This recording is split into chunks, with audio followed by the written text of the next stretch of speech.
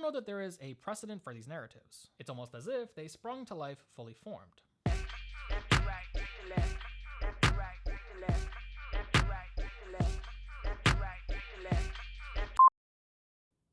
I'm not here to educate you.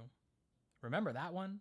This phrase has long become a parody of itself, but in and around the year 2015, it was a bit of an incendiary invocation.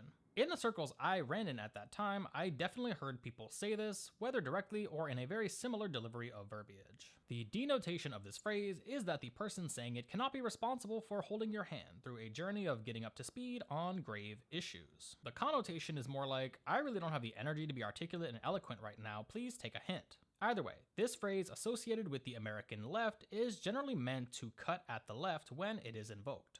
To speak of it is to confront the perceived smugness and sanctimonious nature of many self-identified leftists who are purportedly happy to rest on their bleeding heart identity politics laurels rather than actually exist in reality.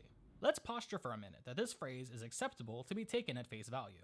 If the typical leftist is indeed not here to educate you, then how are so many people finding and resonating with their message? Indeed, how on earth are all these budding social justice warriors being indoctrinated into the cult of woke? It's something I've been wondering about as someone who is decidedly on the left. It may just be my own bias as to my locus of self-control, but when I reflect on where I fall on the political spectrum, I don't see any indoctrination as having occurred.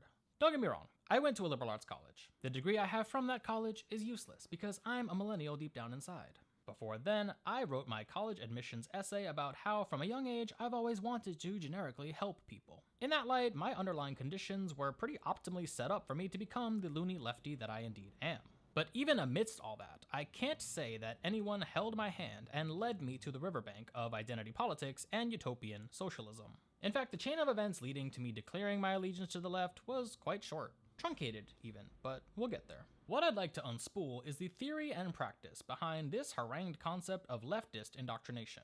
If you're watching this, you may believe in the notion that leftist indoctrination definitely does exist, or you may believe that it absolutely doesn't. This so-called indoctrination is generally associated with college campuses, but also may be variously blamed on the internet and the liberal media.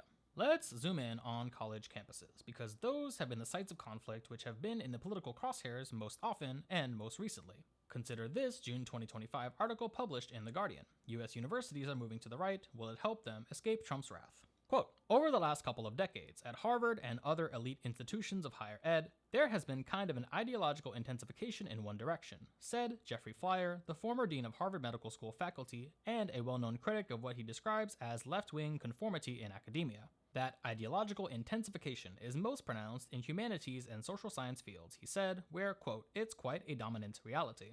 Yet now, with a few years of distance from the ideological tumult that began around 2011, which some critics and observers dubbed, quote, the Great Awakening, the situation feels very different. The Trump administration is pursuing an unprecedented pressure campaign on Harvard, on the grounds that it discriminates against white people and tolerates anti-Semitism. The university's federal funding is in question, as is its ability to enroll foreign students and make basic decisions about its own management. While many faculty and students at Harvard may still affiliate with the left, their power and influence pale in comparison with just a short time ago. So this notion of the alleged awakening is really interesting to me. I was in college in the 2010s after all. I remember in that time period that students were remarking on how campus culture had shifted dramatically from around 4 years prior into then. Upperclassmen told me that the school had been relatively preppy and stuffy a few years back before the advent of social justice discourses had come. By that point, the campus had seemingly opened up and become more inclusive overnight. During my undergraduate studies, my liberal arts alma mater was in full swing of discourse for sure. But this didn't necessarily last. Right after I graduated, there was a huge hazing scandal within my university's Greek life. Whereas I remembered the frat parties of my underclassmen years as being very racially mixed and intolerant of homophobia, the pendulum had swung completely back just a few short years later to a place of gross sexual misconduct and widespread ignorance. And I feel like there's one major contributing factor to this. Because undergraduate experiences are 4-year cycles, this is a testament to the lack of institutional memory among most students on campuses everywhere.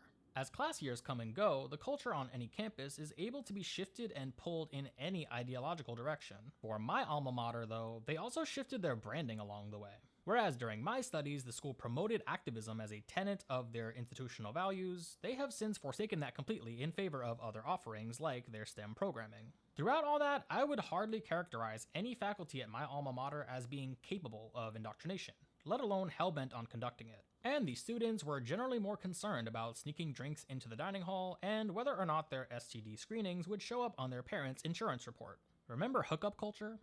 Good times, good times. So what, then, is happening? Is the notion of students being corrupted by the left through insidious means the only explanation for what has been going on across the United States? Is this leftist indoctrination really that widespread? And for that matter, what does indoctrination mean?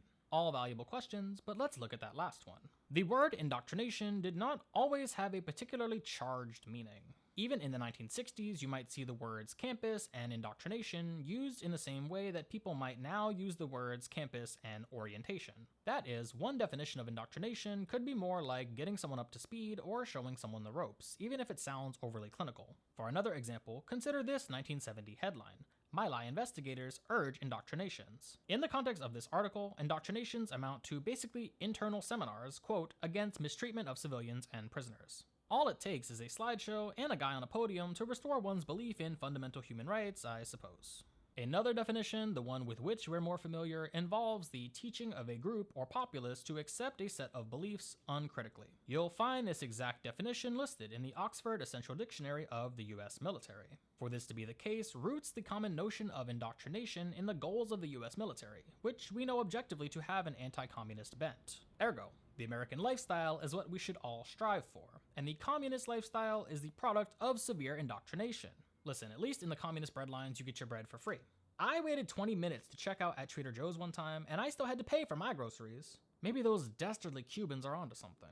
To really look at this notion though, we do need a quick history lesson about the original campus activism campaigns and see how quote-unquote leftist indoctrination factors into those. In the American context, we can easily conjure some student-led organizations which carried out activist causes. One might even say posed a threat to the establishment. The Student Nonviolent Coordinating Committee, or SNCC, and Students for a Democratic Society, or SDS, both emerged right around 1960. SNCC had a large hand in the civil rights and desegregation movements throughout the 1960s. They were so impactful that they became a subject of COINTELPRO surveillance by the end of their run, which some argue was a major contributing factor in SNCC's falling off.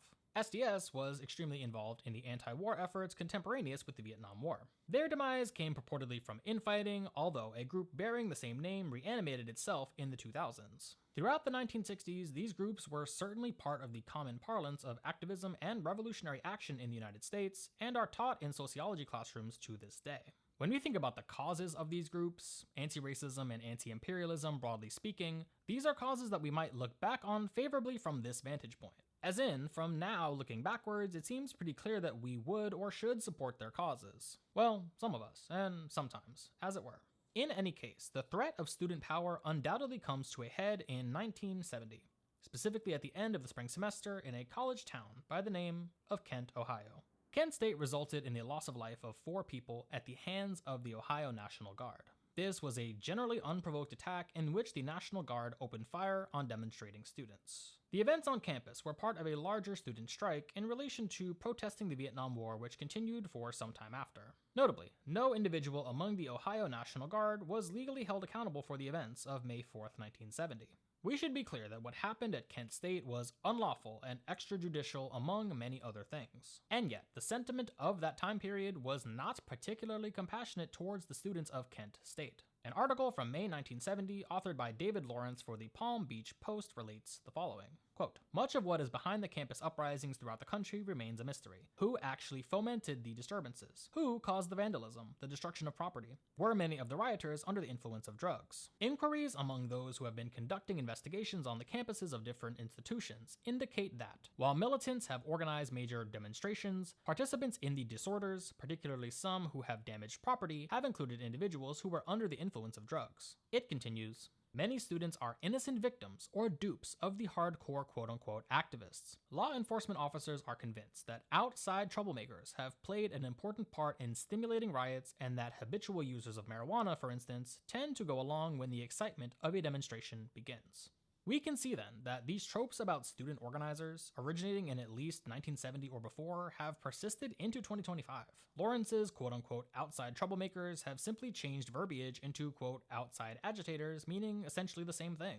His framing of students as innocent victims similarly lends itself to the notion that they are being indoctrinated by such outside parties. If not for indoctrination, the students are assumed to be staying out of trouble, keeping their heads in the books, and espousing perfectly all-American values. There's definitely something afoot where students are considered ontologically innocent upon their arrival at college, where they then either stay on track or are led astray.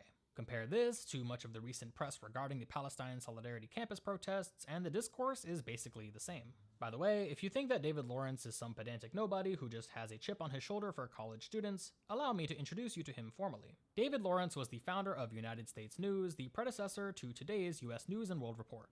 He was incredibly influential in the 20th century media sphere, and in fact, just a month prior to him writing this article, he had been awarded the Presidential Medal of Freedom by former President Richard Nixon. He was also college educated, having graduated from Princeton University in 1910? Wait, he was born in 1888? And was writing op-eds in 1970? This country really has always run on angry old men, I guess. Moving on, this article reveals more pertinent information for us in this discussion.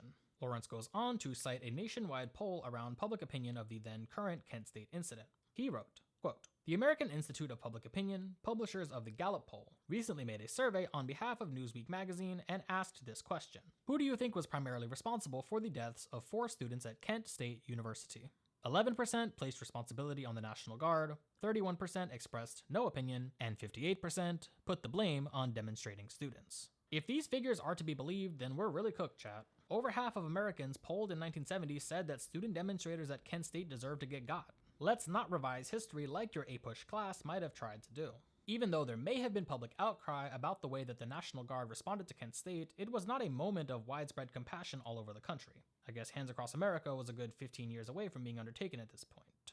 So, in the scope of these revelations, there are some particular narratives at play here that have largely gone unchecked. College students, we believe, are fundamentally innocent and worthy of protection until they step out of line and buck the system, at which point they are liable to be violently rectified. Your undergraduate years are supposed to be the time when you can goof off and be irreverent, but that goofing and irreverence better be limited to keggers and panty raids only. Otherwise, if you goof off too close to a protest, and heaven forbid, under the influence of the devil's lettuce, you deserve what you had coming. This line of thought has continued relatively uninterrupted to now, when it's the pronouns and the blue hair that are the allegedly corrosive, contagious forces. And the kicker is that if you trip and fall and get indoctrinated, you're not even worth rehabilitating. You may have been an innocent co-ed just a brief semester ago, but now that you've stepped out of line and stuck it to the man, you're irredeemable in the eyes of the state and your community. The left has axiomatically ruined you. This is, of course, an extension of the extremely carceral thinking that applies to every dimension of American life. But, I mean, laying it out like that actually makes me really sad. Carceral as it is, even people who get out of literal incarceration for relatively minor offenses are usually thought of as being deserving of a second chance. Not so for the collegiate wokeites. Their choices are basically to suffer in silence or otherwise undergo some kind of neoconservative tradwife glow-up like Ali Sheedy at the end of The Breakfast Club. Like, what was up with that?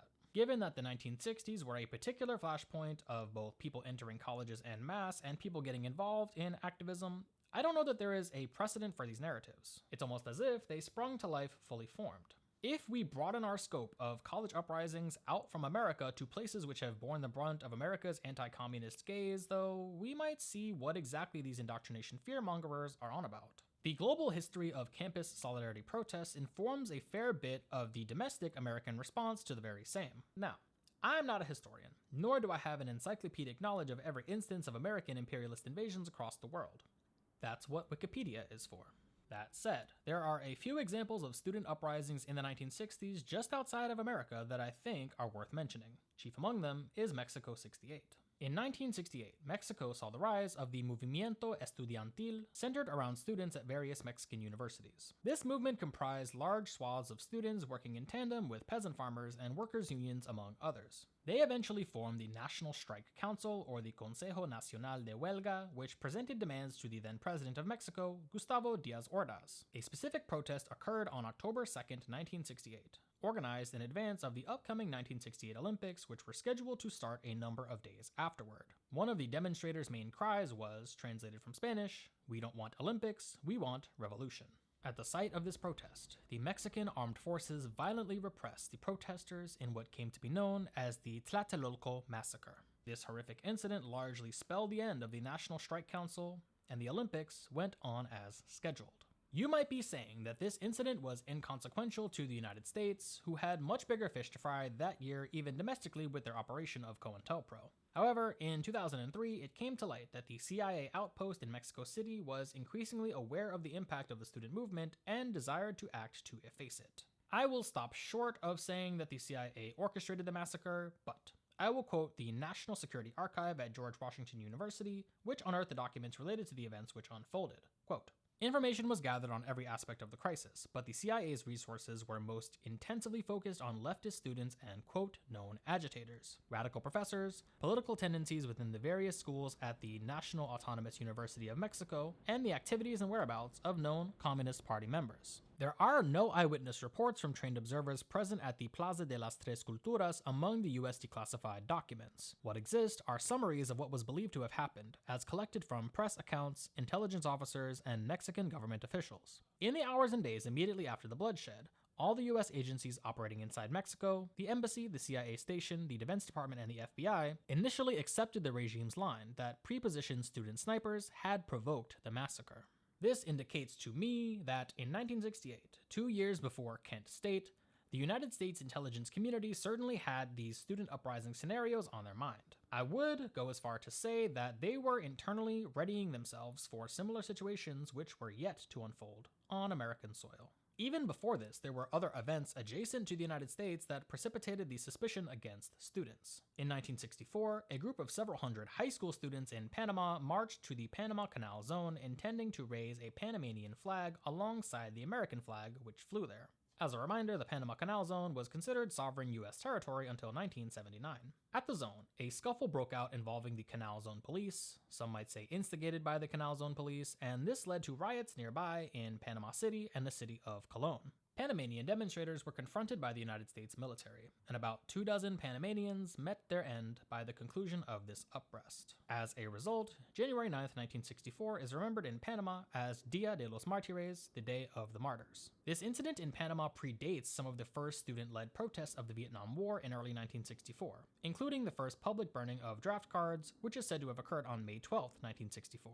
I could go on and on about demonstrations of student power. It's not up to me to say how much of the events of Mexico and Panama were motivated by a display of leftist praxis, in contrast to a simple visceral reaction to the injustices ongoing there. And even if they were merely about showing off one's knowledge of revolutionary theory, would that be so bad? If you are so moved by a theoretical text as to doodle a sign and walk with a bunch of people for a few miles, what about that is objectionable exactly? Truly, it's because no matter what you do as a nonviolent protester, you are still going to be vilified. Consider this quote from The Failure of Nonviolence by anarchist activist Peter Gelderloos. Quote, it seems that the state, in an impressive act of political jujitsu, has used its strong suit, its ability to spread elite values, nonviolence, and to convince people of the need for obedience, with the option of protesting but never fighting back, to successfully hijack the social movements that are meant to oppose it, twisting their arm and getting them to serve the state's own purposes. And while nonviolence has always served to protect the state, in the last decades, elite support has succeeded in eliminating every vestige of critical or conflictive practices from nonviolent movements, which in the past had at least constituted an inconvenience or a stepping stone to real forms of struggle, leaving nothing that in any way challenges or questions the social hierarchy. Again, this social aversion even to nonviolent displays of activist power speaks volumes to how American culture values blind obedience to perceived authority, which sounds a lot like indoctrination to me. Oh gosh, we got too meta. We cracked the code. What now? I used to be a liberal. I guess. If I called myself any kind of label when I was 17, it was generally because I did not know what those words meant yet. I can definitely remember identifying with liberal politics around that age, owing to the kinds of circles I ran in then. Believe it or not, I left the house more when I was 17 than I do now, redacted years later. One of the causes I engaged in was door knocking for local Democrat Party political candidates. That alone should illustrate that I was at least thinking about this grand scheme of things at that age. That being said though, I definitely did not know anything about the quote-unquote left as an option for where I could lay my politics shield down. That wouldn't come until a little while later, and that time did coincide with me being on a college campus. The potential that I was indoctrinated is still possible then. I distinctly remember a few things happening in sequence that still stand out in my head as my pivot points. If I look away from this script and stare off into empty space, I can picture these moments as clear as day as if they were happening right here and right now. Call it a photographic memory or just the sheer magnitude of what I realized in these moments and what they led to in my personal life a step beyond. Number 1. My freshman year fall, I was enrolled in an elective open to first year students called Sex and Gender in Society. Oh boy, I'm not pleading my case well by starting off with this. Anyway, the course itself was kinda whatever. I met my future best friend there during the first week of classes. Some of the upperclassmen in the session were intimidating in how they deftly wielded the ideas of Judith Butler and Michel Foucault. The instructor was kinda listless. Anyway, where we arrive at moment number 1 is a moment in class totally unrelated to the instructor or any of my classmates. It was actually a piece of media that we watched in class, that being a performance poetry piece by Stacey Ann Chin. This piece is or was widely accessible on YouTube, and the instructor just played it in the classroom. Stacey Ann Chin is a lesbian feminist from Jamaica, among many other things, and in this piece, she decries what she describes as, quote, how apolitical the left has become. I will never fully recover from hearing her sum up the notion of intersectionality in this performance piece, stating emphatically, voice authoritative and raspy, all oppression is connected, you dick. It was in this precise moment that everything kinda clicked for me for the first time. While I'm sure other people in the class were put off by this particular delivery of message, I certainly got it, fully and completely. That's not to say that I had really fleshed out intersectionality in practice, because that wouldn't be accurate. But this was my first inkling that my political views were about to shift. Number 2. This was in my freshman year spring in an intro to sociology class. I had not yet declared a major, but I was interested in this class owing to the earlier class I just described. On this day of class, we were discussing social inequalities in the United States. Casually, in the middle of the lecture, my professor dropped a statistic about childhood food insecurity, presumably one that was tabulated in the mid-2000s. She said in the context of the lecture that 1 in 5 children in the United States is food insecure. By the way, this statistic in 2023 was more like 1 in 8, or otherwise 18 million US households. Anyway, she stated that 1 in 5 children in the United States is food insecure, and then paused pregnantly, turned her head 20 degrees, and emphatically said, ask yourself how, in the greatest country in the world, 1 in 5 children are permitted to go hungry. And then she continued with the lecture. That was it. Mic drop, and then she moved on. I wouldn't say she pontificated on this statistic really at all, but she put it out there, and I was there to receive it. Even though I was not at all rah-rah American jingoism then, it definitely rattled me. It exposed some dissonance about my preconceived notions about this place in which I had grown up. It would be a little while longer before the Ariana Grande donut-licking scandal introduced the motto of I hate Americans, I hate America into the public consciousness after all. Now, I suppose you could characterize her commentary on the statistic as a little pointed. She did not contrast it with any other country's statistic, and she definitely said it with the intention of bringing about that very dissonance which I felt. I can't say this is indoctrination though, owing to the fact that this was far from a mandatory class. Intro to sociology is not a Common Core requirement pretty much anywhere. Nevertheless, I'll cop to a certain concentration of anti-American sentiment inherent with what she said, despite the fact that she was an 8th generation American woman from North Carolina. If she's a psyop, she is a homegrown one. Lastly, number 3 came the next year during my sophomore year. I was in my human rights studies bag at the time, and like the nerd that I am deep down on the inside, I spent my free time this year doing a fair bit of extracurricular reading. That year, I checked out books from my university library on the modern history of human trafficking and its discontents. I read about the crisis of trafficking in many places all over the world, and how humanitarian aid and NGOs were deployed to combat this veritable epidemic. I also had the chance to meet an activist in my social circle who had founded an NGO in Thailand dedicated to aiding women who had been trafficked. When I met this woman, she literally said to my face, "Don't go to Thailand and start an NGO." Sage advice as this is for anyone, it corroborated what I had already started to understand about the issue. Allow me to expound. The root cause of human trafficking is opportunity. People allow themselves to be trafficked or even traffic their own children because of the lack of economic opportunities for mere subsistence where they live. Without other gainful employment opportunities, the traffickers will have every reason to offer their quote-unquote services for which they generally feel are helping the people who they are trafficking. This lack of employment schemes is dictated by the global economy. TLDR, we will never end human trafficking until we overthrow transnational capitalism and ensure economic sustenance for everyone. Thus, by the time I was even a senior in university, I was pretty squarely disillusioned by liberalism and even progressivism. I saw structural change, the likes of complete upheaval, to be the only way forward. And here I am now, making YouTube videos. Let's unpack that crisis another day, though.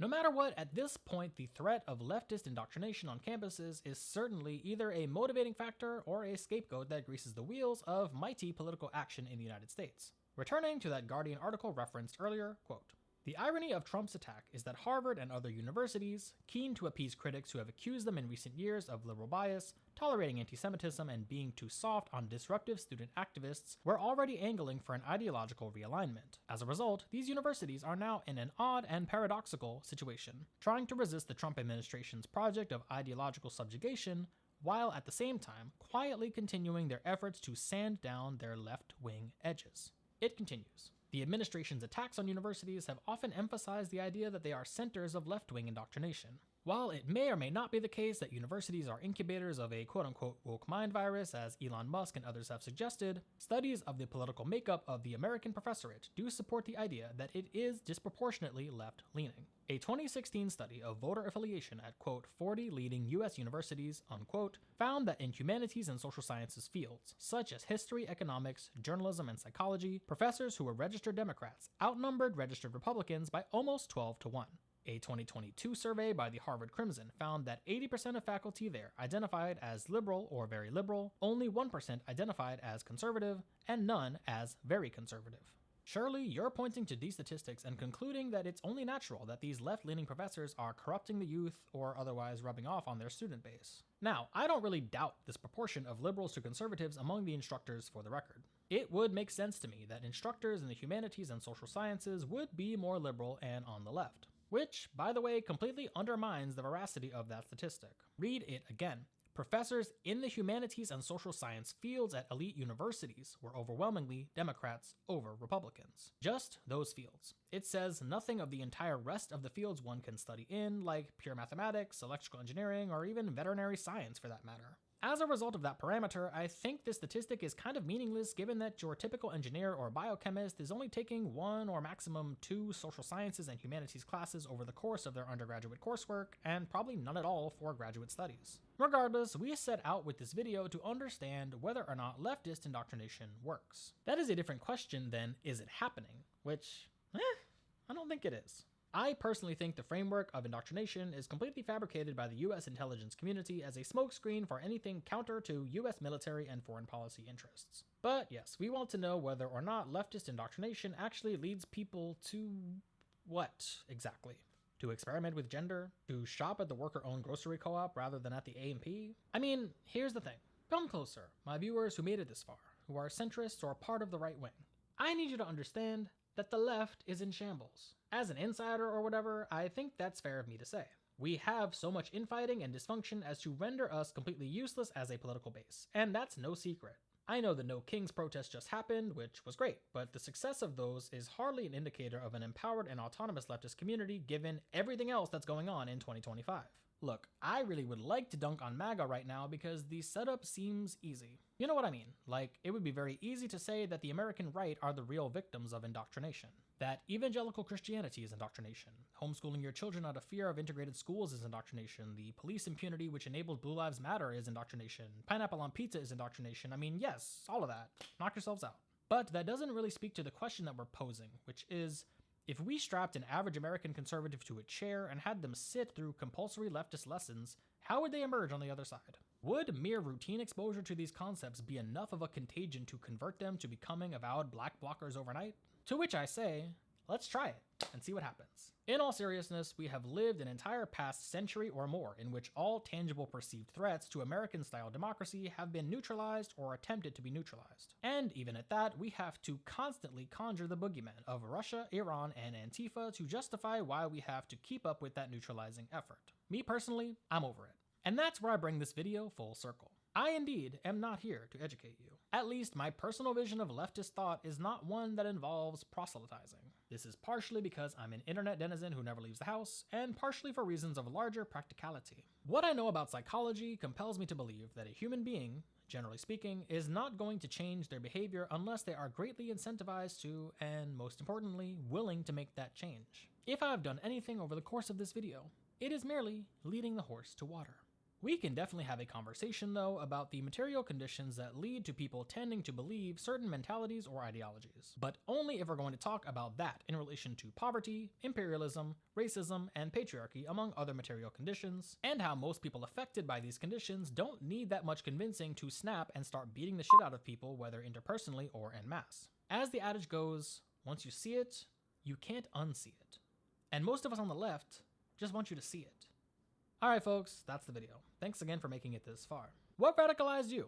Please don't say empathy, but do let me know in the comments. Also, if you're not American and you have thoughts, I would especially love to know those in the comments below as well. This is Hassan with the Diaspora Gothic channel. Remember to stay connected, stay rooted, and stay dramatic. Bye.